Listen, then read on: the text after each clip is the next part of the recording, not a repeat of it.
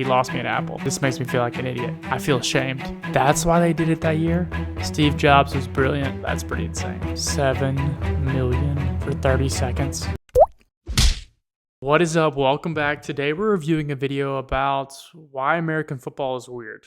If you know me, you know I love American football, and so today I want to understand from a European perspective. That's why I clicked on the video. But if you haven't met me yet, my name is Aaron, and this is Aaron Arnold Reacts. Through this channel, I discover everything about Europe. The culture, the people, the food, the sports, anything you can imagine. I'm trying to learn and discover. So if you want to learn with me and see more with me, make sure to like and subscribe.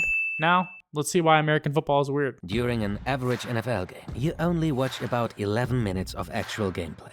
The rest is replays, pauses, and... say their name. commercials. No way. Nowadays, everybody talks about them.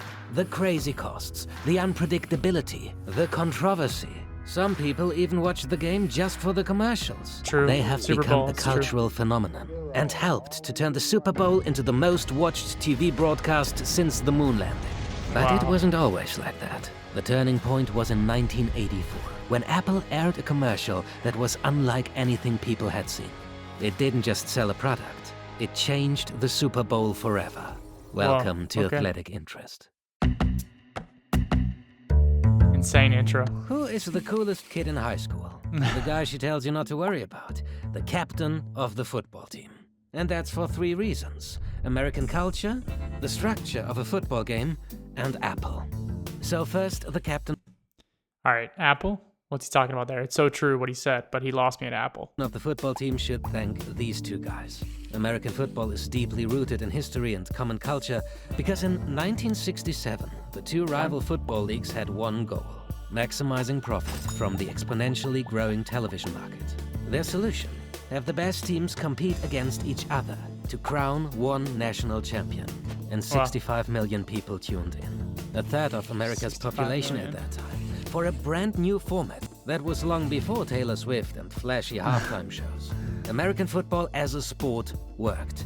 The new championship format made it even cooler. That's how this guy became a big deal. The second reason: the structure of a football game.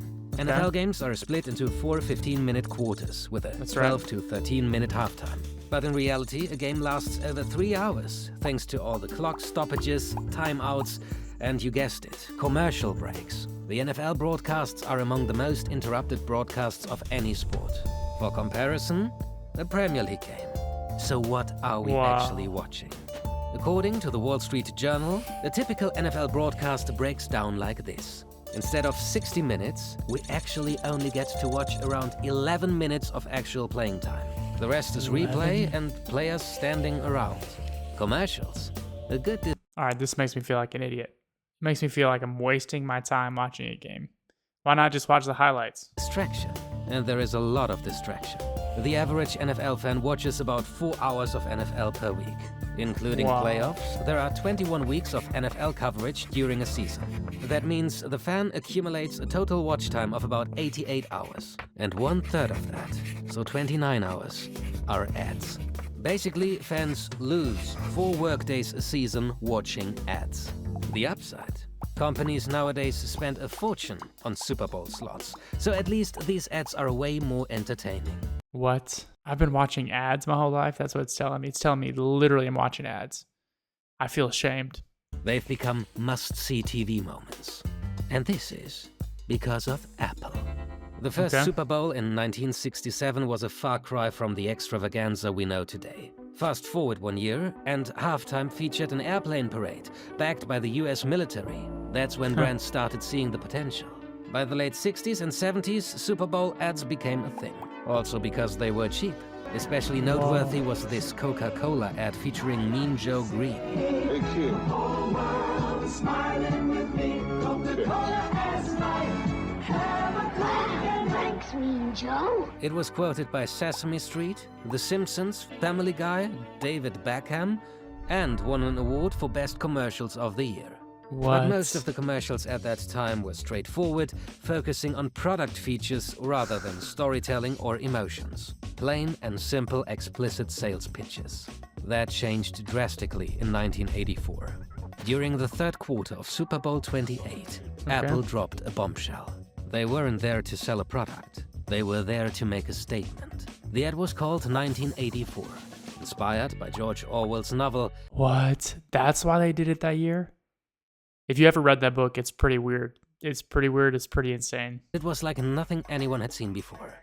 No jingles, no cheesy humor, not even a glimpse of the Macintosh itself. Instead, the ad was about ideas, freedom, creativity, and individuality. What? Ridley Scott, the guy behind Alien and Blade Runner, directed it, giving it that bold, cinematic vibe.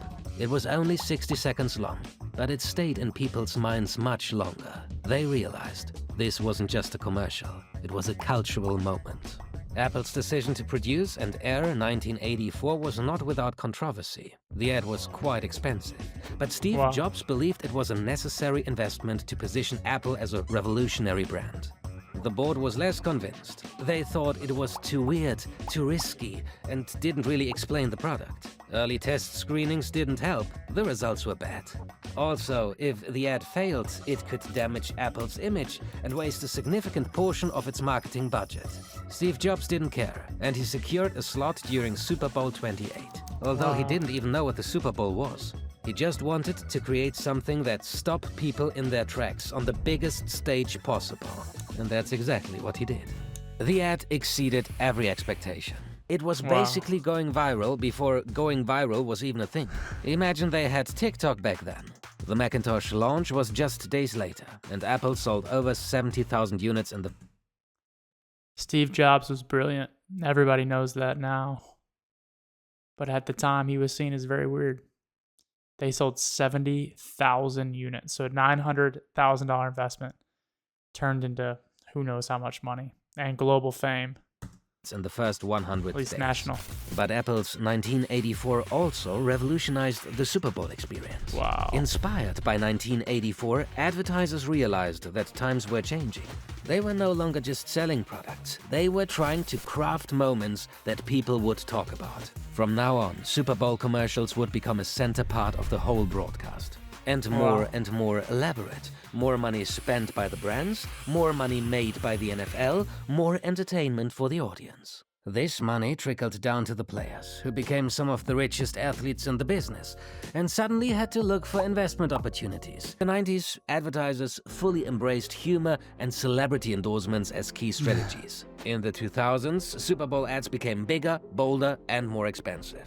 The audience grew, and so did the marketing budgets. And then, social media arrived, and once again changed the game drastically. Back in the day, Super Bowl ads were tightly guarded secrets, airing just once. Apple's 1984 only aired during the game.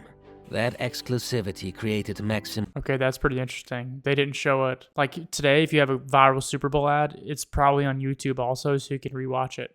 But this only aired during the Super Bowl. That's pretty insane. Aura.